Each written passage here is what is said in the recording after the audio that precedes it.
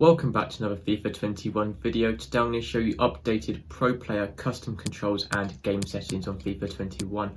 So it doesn't matter what console you're playing on, PS4, PS5, Xbox One, Xbox Series X, anything like that, completely the same settings and controls. We're going to start off with custom controls, then go on to the game settings after. So FIFA Trainer I'm going to start off with, and to go down the list. So hide you want on FIFA Trainer.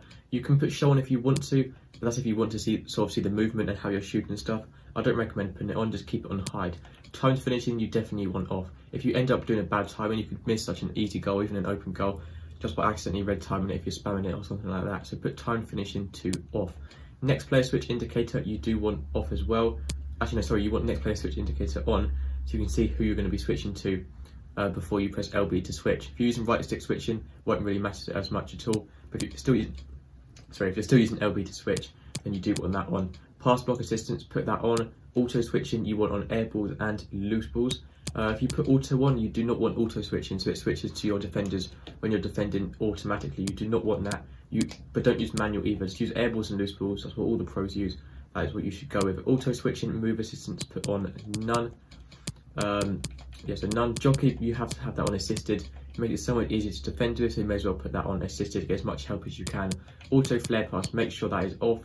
You don't want them doing fancy passes for no reason. Auto clearances, you can put that on. Auto shots on, doesn't mean they're going to shoot for you, but it just helps with shooting. So put on for auto, anything auto. Player lock you want on. Contextual agile dribbling, put on. Assisted headers, you definitely want that on. If you have that off, it's going to be so much harder to score headers. No point having that off, put that to on. Right stick switching, you can go player relative or ball relative. It's sort of up to you which one you want to go with. Player relative switches depending on what player you're currently controlling when you use right stick switching, and if you use ball relative, depending on where the ball is. So it's up to you, whatever you feel more comfortable with.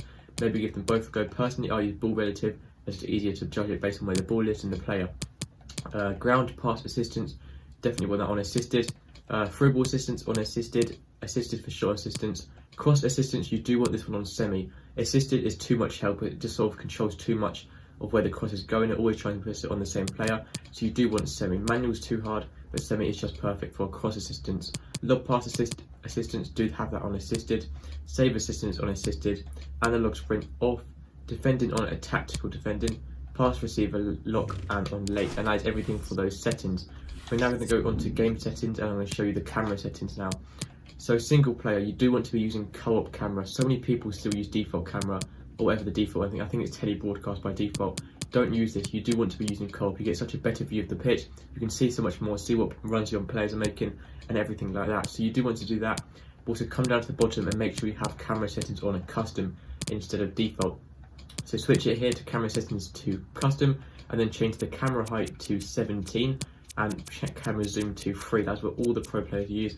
That is what you want to be using. You get such a better view of the pitch. Pro camera zoom and speed, leave those both default.